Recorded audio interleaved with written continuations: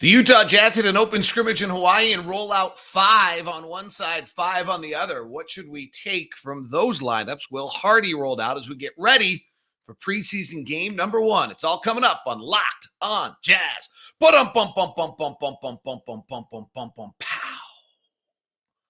Pow. Pow. You are Locked on Jazz, your daily podcast on the Utah Jazz. Part of the Locked On Podcast Network, your team every day. How are you? I'm David Locke, radio voice of the Utah Jazz, Jazz NBA insider. Today on Locked on Jazz, the Jazz have an open scrimmage at BYU-Hawaii and roll out 5, 3 of which were Walker Kessler, John Collins, and Lauri Markkanen, so the other 2 are super interesting. We'll have that for you today. Look at what that might mean. What to look for in game number 1 on Sunday from Hawaii in the Maui Tribute. What should we be looking for there? News and notes from Walker Kessler, Jordan Clarkson, John Collins at training camp. We'll also then look at some spacing issues for the Jazz, as well as some clutch numbers from years past on the Jazz Media Day notes, and then look around the Western Conference at top talent. So all of that coming up for you on a jam-packed show today. This is Locked on Jazz. It's your daily podcast on the Utah Jazz, giving you insight, expertise, geeky numbers, and hopefully making it way better to be a Jazz fan each and every day. We are free and available on all podcasting apps, including YouTube. Please leave us a 5-star review. Shout out to all those who have done so in the comments section. Let's roll it out there. It's been the debate all summer long. What is your 5? What is the 5 that you want to see rolled out for the Utah Jazz on opening day of preseason? So what is your 5 that you want to see from the Jazz on Sunday? It's been a lot of questions. Even last night at dinner with the new broadcast assistants, Ron Boone, we all debated the various lineups that are out there. And we'll look at that. Thank you very much. And we'll talk about what they did today. Thank you very much to all of the everydayers, and thank you very much for making Locked on Jazz your first listen of the day. Okay. So Jazz won open scrimmage yesterday, and I don't want to make too big a deal out of it. On the other end, I do think that, Will Hardy knows what he's doing and probably is not accidentally rolling out a starting 5. He knows that whatever lineup he puts out there in that circumstance with reporters and fans, it's going to hit the internet. People are going to react. All of those kind of things are going to be a part of it. So they roll it. It had what you'd expect. It had Walker Kessler, Lauri Markkanen, and John Collins on the floor together, which we can continue to talk about as how that's going to work, and we will on today's show. And then from there. Oh, shoot. I just realized that yesterday's audio version of the podcast never published, which is just so silly. So 2 episodes for everyone on the audio version today. So sorry about that. I don't really know why that happened. Nonetheless, the other 2 were Talen, Horton, Tucker,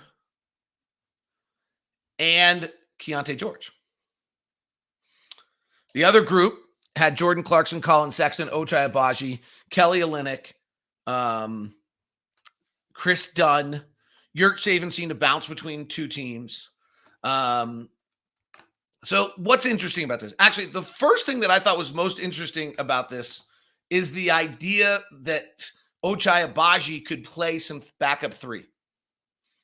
That if Ochai Agbaji plays backup 3, maybe along with other things, and then how many minutes is Lauri really going to get at 3? Like Lauri could get some minutes at 5. Lauri could get some minutes at 4. Maybe you're opening up 20 some odd minutes for Ochai Agbaji as a 3. Okay. So that's the first thing that jumped out at me. The second one is Clarkson and Sexton together in that second unit is just not a grouping. Like I've just kind of taken that grouping this entire time and said, nah, that could never work. Which, to Will Hardy's point of not having preconceived notions, okay, don't do that, David. But I've really never had the idea that you would ever have Jordan Clarkson and Colin Sexton together. Maybe you would. Maybe you open the floor with Kelly Olynyk as your center, and you're playing some combinations, and you say to Jordan and John and Colin, like, go to work. Like, just go to work. We got you 5 out, open spacing, your 2 best drivers. Whereas John Collins and Walker Kessler, you don't have great spacing, and so maybe you don't want to do that. So interesting, just kind of how those two are. The idea that Talen, Horton, Tucker, and Keyonte George started at the guard line. Again, I think Will's just trying to play pairs. The fact that Keyonte's like just in that group, I think matters a little bit. And as we talked about yesterday, there are just some unique factors of why and how Keyonte's game fills a lot of the gaps that the roster doesn't have right now. Like we just don't have a lot of off the bounce 3-point shooting. We don't have a lot above the break 3-point shooting. And Keyonte, who, it's interesting. We're classifying him as that kind of shooter. Remember, he shot 37% in college. And he didn't actually shoot very well in Salt Lake. So there is some level where maybe we're projecting what we want out of Keyonte rather than where he will be. 38% and 33% in college in 1 year. But obviously looked the part, and there's a lot of excitement around him. So we all want to believe that he can be that kind of shooter. But I think I actually think Talen being there is as noticeable as anything else. When you look at statistically, when we did the kind of breakdowns of the point guards earlier, and the everydayers will remember this, the one thing that really jumped out to me was Talen's assist rate. That when Talen played point guard, it certainly was ball dominant, and it was certainly in his hands, but he was also creating for others, where Colin, that's not something he's shown the ability to do. It's better than he was in his rookie years, but he doesn't create that same assist rate at the same rate that Talen did. Talen's big and long. Like, start Talen, you get big and long fast. One thing that Ron Boone brought up last night that I thought was really an interesting concept this is where having Ron Boone, who's like nearing 4,000 broadcast games and NBA games in his lifetime, around is valuable, is the idea he thinks Jordan's going to come off the bench. And the minute he said it, it made a lot of sense. And here's why. There's going to be some flux between who starts now, who starts in game 30, who starts in game 60. And I think, I think the hope for everyone in the organization, frankly, is that Keyonte is starting at some point along the way, right? You would like to guess that in his rookie year, Keyonte ends up getting 20, 25 starts to close the year, if nothing else. That he's the same way we did with Ochai last year. It's not a plan. It's got to happen. He's got to earn it, but that would be the hope. If you start Jordan and you're going to start changing the starting lineup as the year goes, then at some point you might have to, quote, demote Jordan. And I don't know that you really want to demote Jordan. He's earned more than that. You owe him that respect. So if you go to Jordan at the very beginning of the year and say, hey, you're going to come off the bench, you're going to play starter minutes, you're going to finish. And he's in that role. Now you just start playing with the other pieces, right? So now, okay, Chris Dunn, Talen Horton Tucker, Colin Sexton, Keyonte George. Let's play with the other pieces. And maybe Ochai Abaji's now sliding into the backup 3 with Lauri Markkanen, and then Lauri Markkanen sliding down and playing in different roles, and then you have Ochai's getting his minutes there, and you've opened up this quagmire a little bit. And really at that point, maybe one of these guys does. Then one of these guys is not playing that too. But if you have Jordan just set, like, hey, you know what? You're coming at the 6-minute mark. You're going to go. You're going to get your minutes, and you're going to finish. Then that gives you some flexibility. Like, okay, well, who's best playing with Jordan in that second unit? Who's best starting? Does that open the door for Chris Dunn to get some time that he wouldn't get otherwise? Does that open the door for Keyonte to get some, then does Keyonte suddenly start, but he comes out early and he's kind of a faux starter just to get his feet wet until he gets ready? Be interesting to see. Or do you start Talen Horton Tucker and Colin Sexton? And then, you're bringing in Jordan early in. So I do think it was interesting. I mean, it's data, right? We haven't had any other time where we've had 5 on the floor versus 5 on the floor where the public could see it and take that. And so when Talen Horton Tucker, Keyonte George, Lauri Markkanen, Walker Kessler, John Collins is on one side, Hendricks and Sensabaugh were running with that group as they evolved. Saban kind of bounced between the two groups. Clarkson, Sexton, Abaji, Olynyk, and Saban on that group, and then Samanic as well. So that's the data we got from a BYU-Hawaii open scrimmage.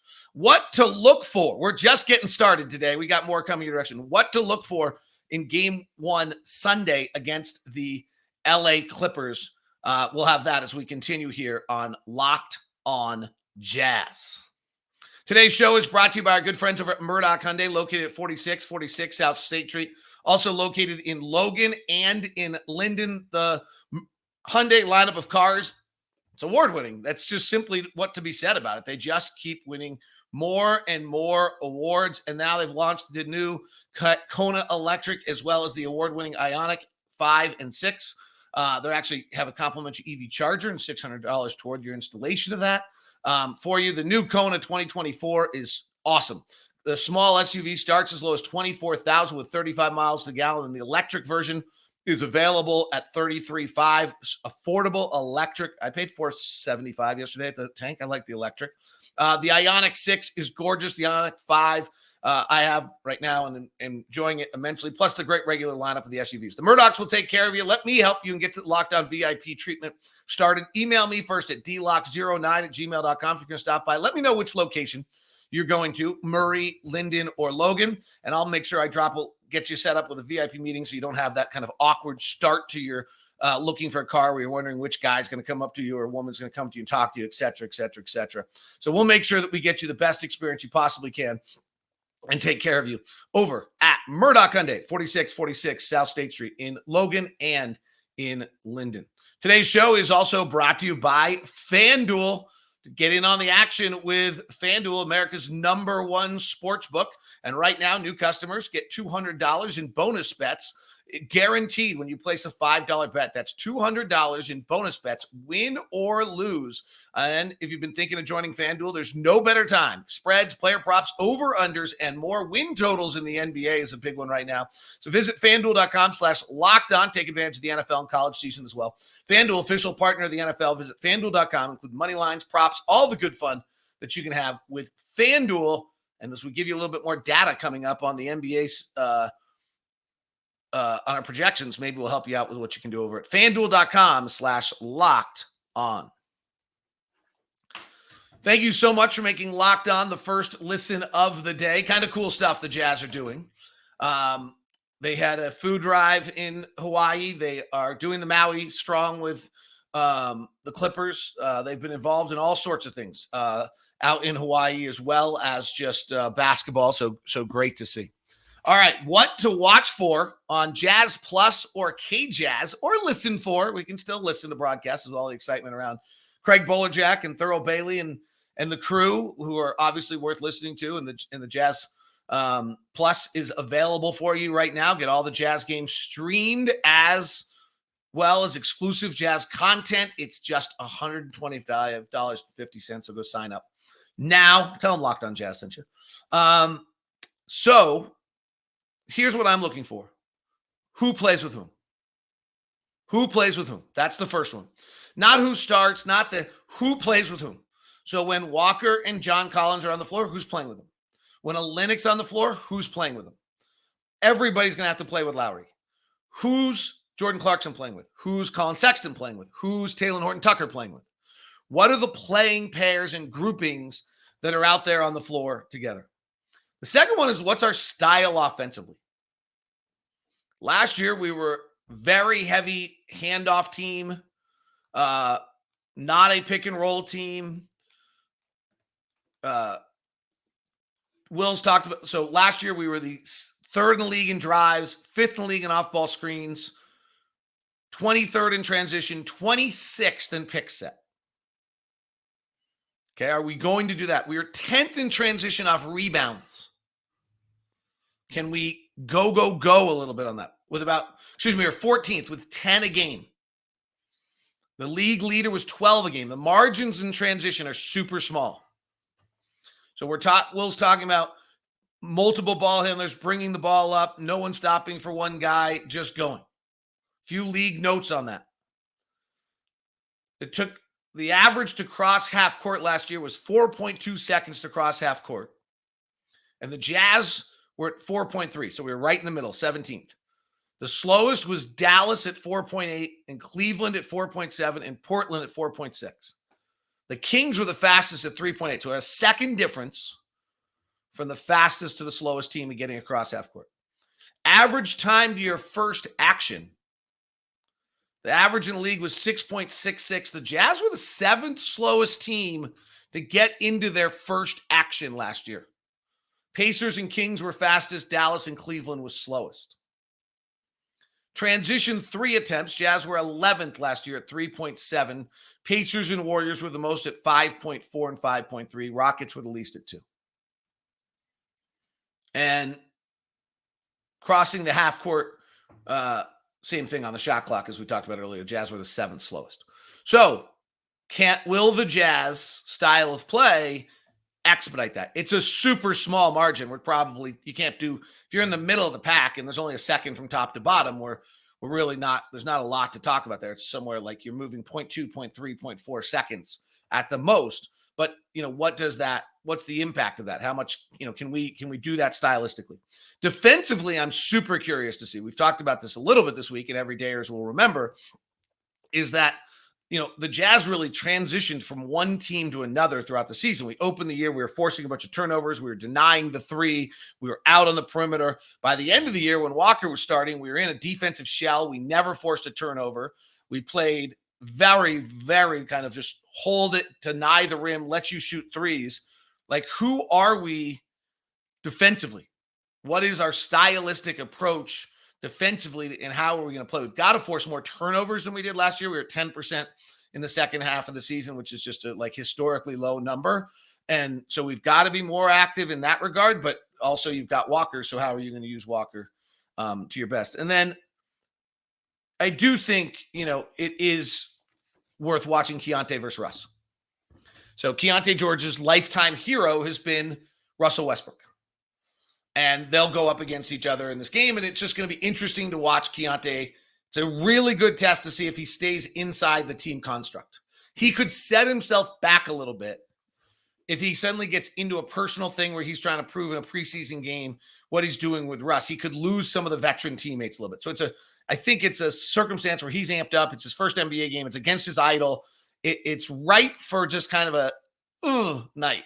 And if he can show the maturity to get through it and treat it like a regular game and still stay inside the team construct, that's going to be that would be awesome for his development and his time. So I think those are kind of the things that I'm going to keep an eye out. The other one is, this gets really technical, is the spacing. When we have, I think we'll start Walker, John, and Lauri. How do we do the spacing, and how do we get shots?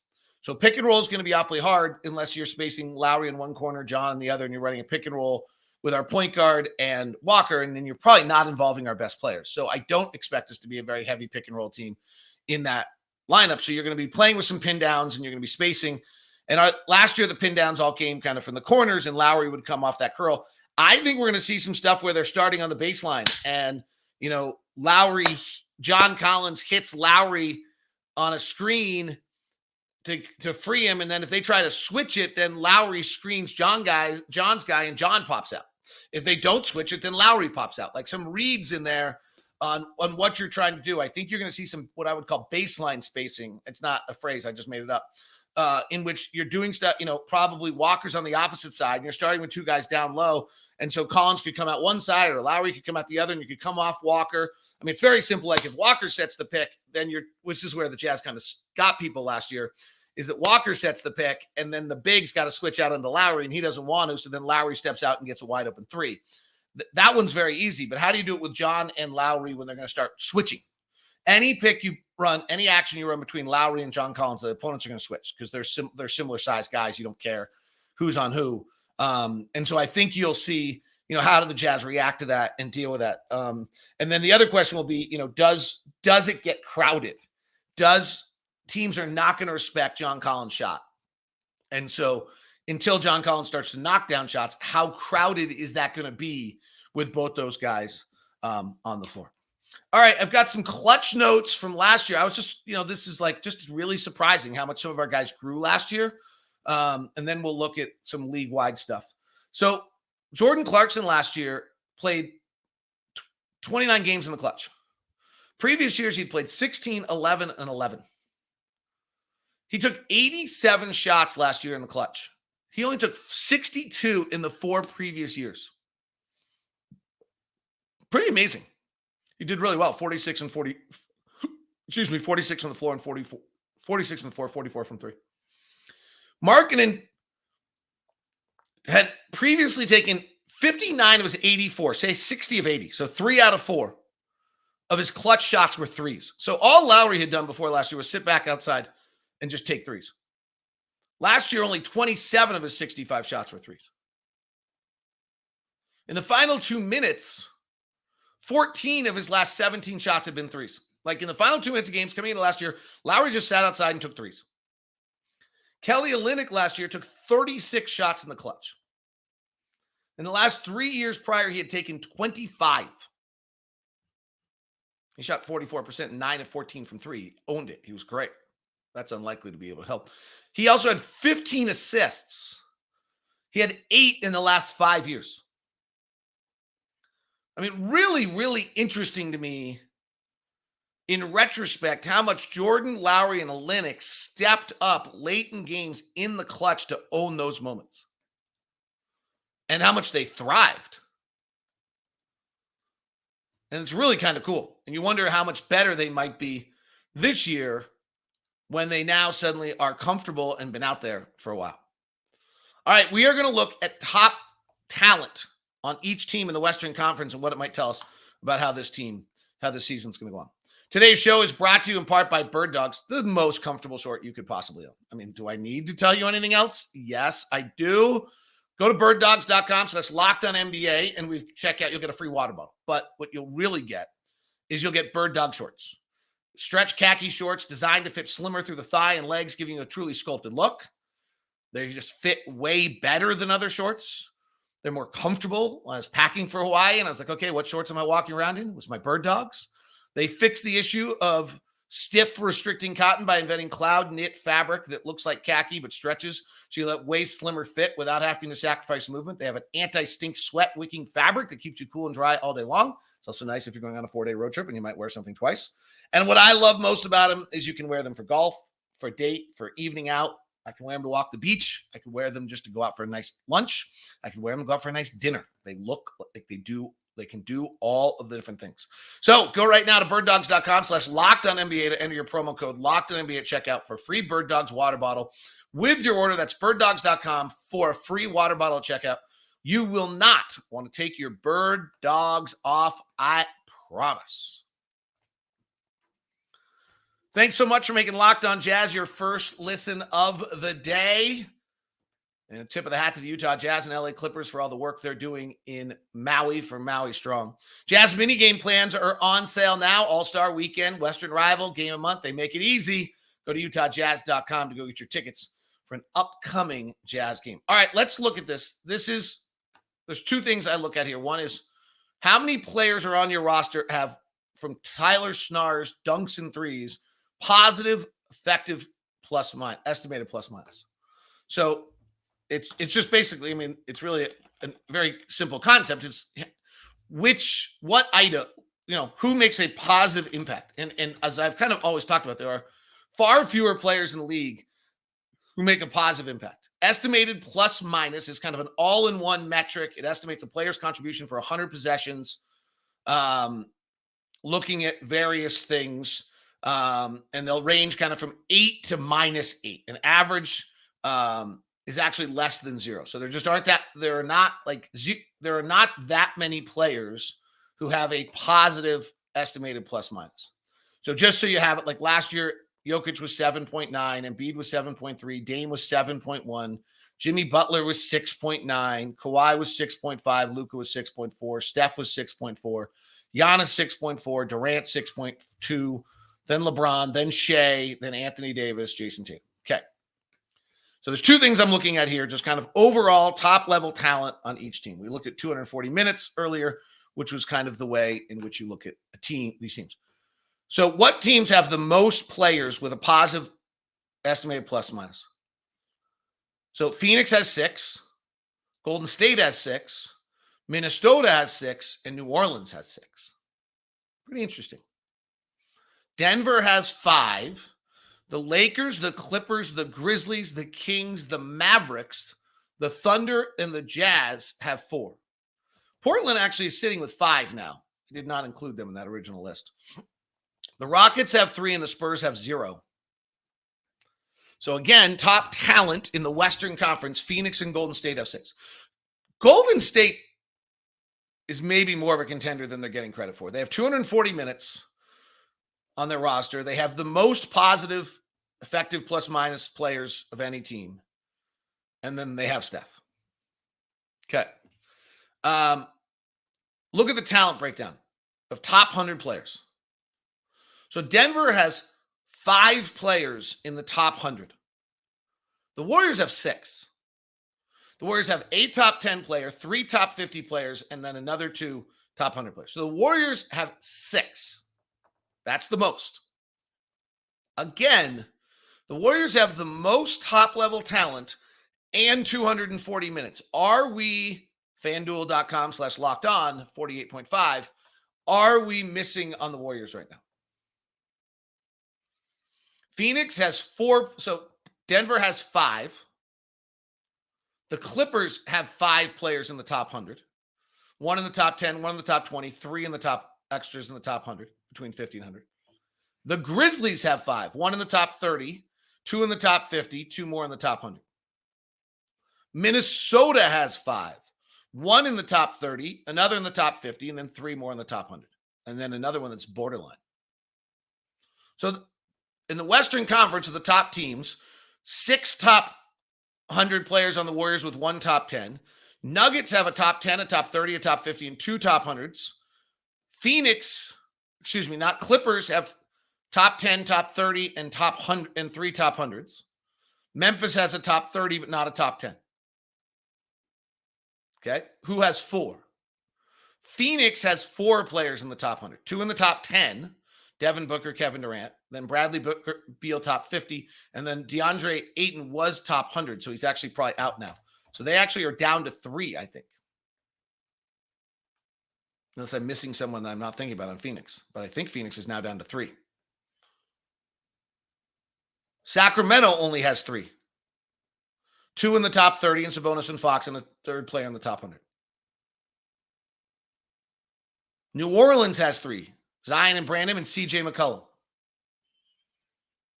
Oklahoma City has 3. This is where I'm a little sketchy on Oklahoma City. 1 in the top 30, and then 2 in the top 100.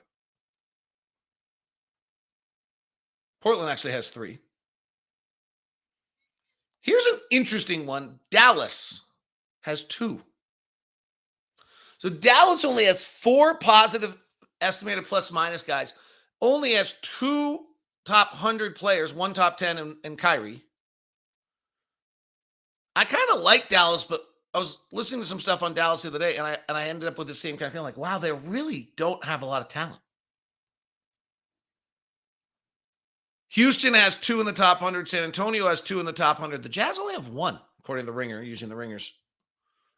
We're the only team in the Western Conference with only 1 player in the top 100.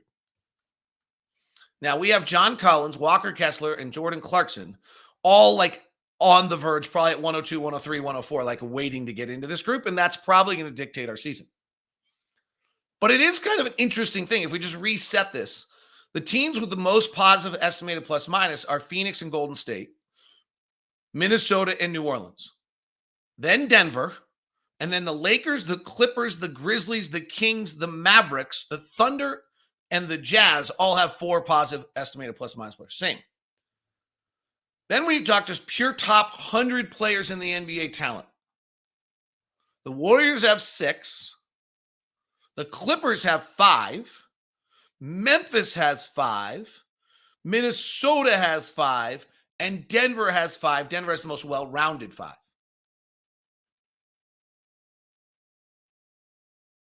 And then it drops to 3. Phoenix only has 3. Sacramento only has 3. New Orleans has 3. Oklahoma City has 3. There is a team name I haven't mentioned here. If we're maybe missing on the Warriors because they're better than we think, We might be missing on the Lakers because they're worse than we think. They only have 2 players in the top 100. Austin Reeves is a great story. He's not there yet. He might get there. Maybe Rui Hashimura gets there. But they have LeBron. They have 10 and 11 probably, or 11 and 12. But that's what they have. They have LeBron James and Anthony Davis are their only top 100 players on their whole roster. They only have 2. And Dallas only has 2. And Houston and the Spurs only have 2. And the Jazz only have 1. Pretty interesting way to look at the Western Conference. All right, that is Locked On Jazz. Thanks so much. Sunday from Hawaii. Ron Boone and I will be on the call. Jamil Hawkins will be our executive producer. We are fired up. We are ready to bring it to you. And get your Jazz Plus now. The season is here. Make sure you go subscribe to Jazz Plus and get your exclusive content as well as Jazz games streamed to you. Have a great one. Talk to you soon.